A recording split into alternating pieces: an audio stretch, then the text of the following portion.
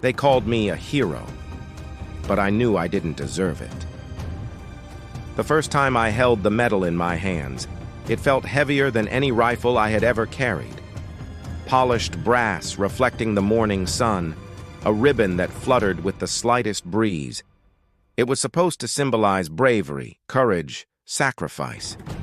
And yet, all I could feel was the crushing weight of truth, the unbearable weight of guilt that no medal could ever outweigh.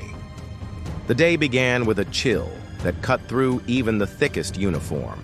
Mist rolled over the ridge like a gray ocean, hiding the enemy's positions from view. My unit had been tasked with taking the high ground. It was a strategic point, vital for our supply lines. But anyone who had fought here before knew the cost. I knew it too. Yet I marched forward anyway. Beside me, Callum adjusted his gear, checking his rifle one last time. We exchanged a brief nod, the silent understanding between soldiers that we might not come back alive. The battlefield was eerily quiet at first. Only the soft crunch of boots on frost-covered ground and the occasional distant whistle of artillery. The kind of silence that makes every heartbeat feel deafening. I remember noticing Callum humming softly under his breath, a tune I had never heard before.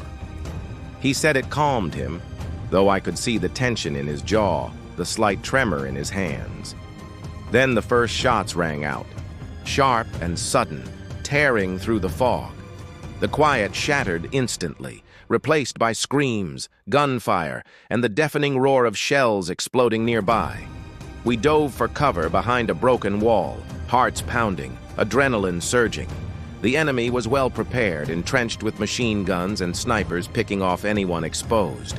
We returned fire, advancing slowly, coordinating with hand signals. I remember seeing Callum crouched a few feet ahead, calm, precise, the way he had always been. But the calmness was deceptive. The chaos surrounded us, the earth shaking, smoke filling our lungs. In a fraction of a second, a mortar round landed too close, throwing dirt and debris everywhere. I coughed, wiped mud from my eyes, and when I looked up, Callum had vanished from my line of sight. It happened so fast. A burst of gunfire, a misstep, a flash of white smoke, and he was on the ground. My stomach dropped, and instinct took over. I ran toward him, bullets tearing past, some hitting the wall near me, sending splinters into my hands. I pulled him behind the cover of rubble, the cold seeping into my bones, the metallic taste of blood in my mouth. His eyes met mine.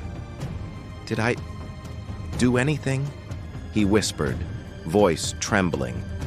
I shook my head, unable to speak. I reached for a grenade to cover our retreat, but in my panic I misjudged the throw. It landed too close. The explosion ripped through the earth around us, and Callum's body was caught in the blast. I was screaming, but no sound reached him. I survived. Somehow I crawled out, dragging myself across the blood-soaked ground, but Callum did not. His lifeless eyes stared at the sky, unblinking, and I felt a part of myself die with him. We had trained together, laughed together, shared secrets we would never repeat outside those trenches, and in one careless, desperate act, I had taken him from this world.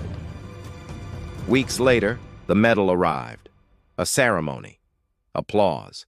Photographers capturing what they believed was bravery. I stood there, trying to smile, nod, look proud. But inside, every pulse was a reminder of my failure, every clap a hammer striking against my chest. The medal glinted in the sunlight, mocking me. I could see Callum's face in my mind, his last expression, a mix of trust and unspoken understanding, haunting me. Every night the memories come back. The flash of gunfire, the smell of gunpowder and blood, the way his hand brushed mine as I tried in vain to pull him back. I replay the moment endlessly, trying to find a different choice, a different throw, a different outcome.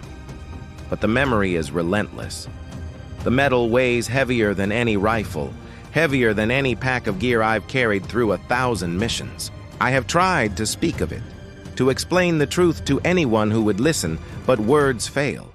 How do you confess that your so-called heroism was a mistake? That the life you saved was your own, and the one you should have protected is gone forever? No one wants to hear it. They want a story of courage, not of guilt. They want to celebrate the survivor, not remember the cost. I walk past other soldiers wearing their medals with pride.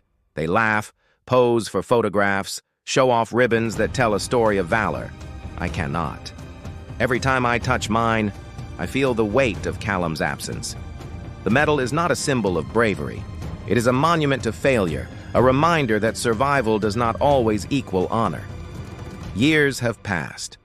I am older, and yet the memory does not fade. I keep the medal in a small box alongside his dog tags, a photo from training, and a few mementos of a friendship lost too soon.